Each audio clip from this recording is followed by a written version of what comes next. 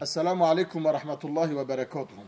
Sevgili dostlar, bir gün Resul-i Ekrem Aleyhissalatu vesselam ashabıyla otururken sahabesiyle beraber böyle bir sohbet oluştu. Bir sahabe Resul-i Ekrem Aleyhissalatu vesselama şöyle dedi: mümin korkak olur mu? Resul-i Ekrem Aleyhissalatu vesselam evet, mümin korkak olabilir. Yani bir olay olur ya da bir savaş olur. Bir mümin ondan korkmuş olabilir, korkak olabilir. Yine sahabe sordu: ya Resulallah, mümin cimri olur mu? Resul-i Ekrem Aleyhisselatü Vesselam evet, mümin cimri de olabilir.